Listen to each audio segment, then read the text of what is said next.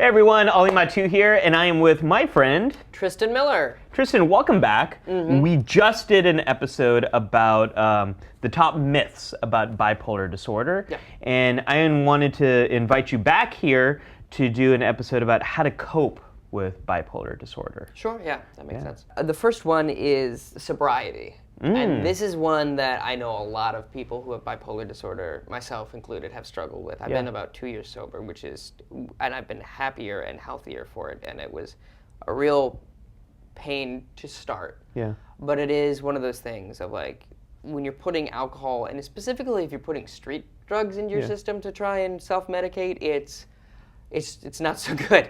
It's just like you're just gonna exacerbate every pre-existing condition that you have, and so if you're not sober, that's where I would start. For a lot of people, when they're moving faster, they might want to slow down, and they might use drugs for that. Or when they're down or slower, they might want to move fast. So it's like trying to do that stuff yourself. The other thing I want to add to that is gambling. A lot of people might not think about that. When you are putting your emotions in the hands of chance, which is what happens when you gamble, when you have bipolar disorder, it is a really risky thing. That makes sense. And for me, I know when I was heavily drinking, I just wanted consistency. I knew like I was gonna feel terrible in the morning, but at least I knew how I was gonna feel. You had control. Yeah, number one, no one has control. You have to accept that. Yeah, we're all just it's chaos. Total. Chaos theory. Chaos theory.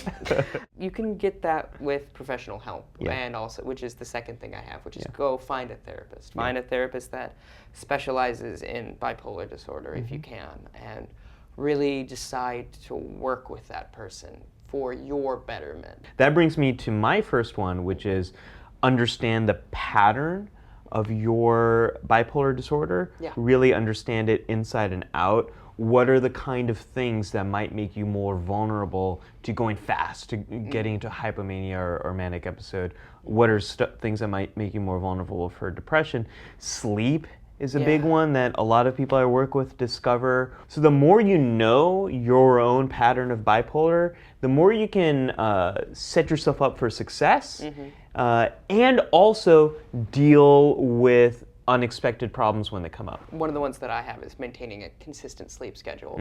Also know how your symptoms manifest themselves. Yes. Know like, oh, I'm doing this, that means I'm anxious. If I'm anxious, that might mean I'm up. And you just got to do checks and balances all the time. Sometimes people like to write things down in a notebook. Maybe there's an app you like. Find whatever way of figuring that stuff out works for you, and then keep at it. There's a bunch of really good mood chart apps. Then there's one, I can't remember the name of it, but if you just look up bipolar disorder mood chart, you can just get it. Just a ton of stuff.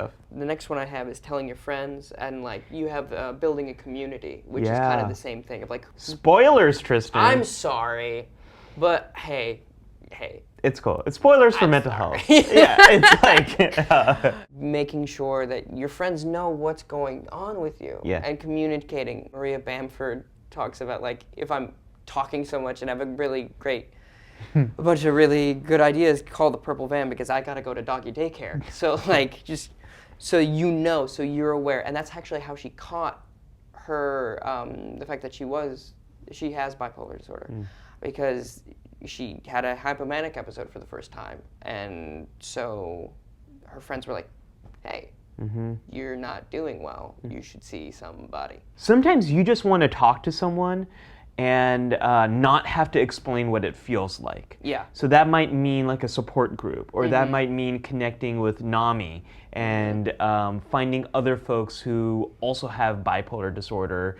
And these people, you don't have to like explain what it is and like all that, and they get it. So I think knowing who's helpful for what kind of thing is super helpful. Like who's a good late night person to reach out to for help, who's a great person who's gonna help you get off the couch when you're feeling more depressed and you need someone to just like push you to going outside. Another really great thing is the resources. Like online. There's a bunch of online communities as well. Oh, like totally. Message boards and like Twitter. It has ups and downs regarding mental health. Oh, yeah. But one of the nice things about it is there are a lot of people who are open about their illness. There's some great YouTubers. There's some great subreddit subreddit groups. Just subreddits? Subreddits. Yes. Mm-hmm. See, this is what separates the older millennial from the younger millennial. Yeah. The next one I have is meditation, actually. Oh. And that's really helped me at a few points. If you can afford it, Headspace is a great app. Yeah. It was really great and really soothing to get relaxed, and then also the whole kind of point of meditation is just to accept. I think I quoted Stephen Fry last time, like he says, the moods are like the weather. Mm-hmm. Just because there's clouds doesn't mean there's going to be clouds forever. Totally. And you can just accept and move on. Totally. Mm-hmm. My next one is I can't remember. Oh, this is my favorite one. Okay. Yeah, I'm very excited to share this. Consume awesome stories. Yes. That is super important, to find stories about bipolar disorder, like memoirs. My favorite is Marbles by Ellen Forney. It's a graphic memoir. You haven't read it? I haven't, but I've heard of it, and I want to talk to her. She's amazing. Yeah. And she just came out with a sequel, which is called Rock Steady, which is like it's a book about like how to cope with bipolar disorder. It's amazing. And then I talked last time about Next Normal, this Broadway show. You mentioned Maria Bamford. Mm-hmm. There's Kay Redford Jamison's An Unquiet Mind. There's so many books that will give you hope, will make you feel less alone, will help you to better understand it, to kind of contextualize it. Stephen Fry's documentary, The Secret Life of a Manic Depressive. I've not seen that. I've seen it 5 times, maybe more, and wow. It's really good and it's really succinct. One other reason it's important to find a story that really resonates with you is so you can give that story to someone else. Yes. To like a friend, someone you're dating, a family member, to say, read this, watch this, listen to this. Mm-hmm. This is what I'm going through. Yeah, even like music's really great. Like, totally. Like anything from Nirvana, kind of. Like, to be honest. Some music will pull you down, and some music will lift you up. And so it's also about knowing what music captures the experience so you can share to other people, and also knowing what music helps you when you're going too fast. Yep. And what music will help you when you're going too slow. Absolutely. And the next one I have is writing. You should create things for you, and you should create things for other people to share. So a journal might be just for you, and you're just going, this is how I feel, or it might be an application, and you might write notes in the application. Or you might start a blog and go, this is what I'm going through, so you know what's going on with me. Or you might start a podcast or 5, or do stand-up, which is what I do, which is my other thing is like, that's how, a lot of the ways how I cope. I have one more, and it's schmaltzy. I like schmaltzy. I do like schmaltz, too. I miss the 90s. I love it. I love the 90s. I'm a 90s kid. I miss sincerity. But it is love, and it is the biggest coping mechanism is learning to love others and learning to love yourself, and like you said, learning to love people's stories and seeing what they've gone through and just sharing.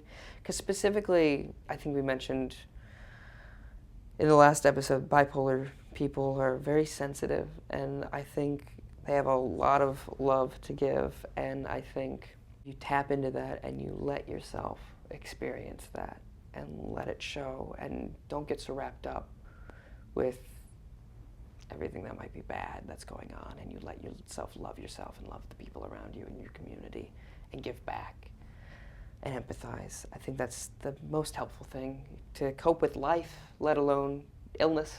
That's a great place for us to tie this up. What are your favorite ways to cope with bipolar depression? Let us know in the comments below. Yeah. Where can people go to check out more of your work? I have a website, tristanjmiller.com. Has all my information there. I do a podcast called Positive and Negative that talks about mental health and the arts.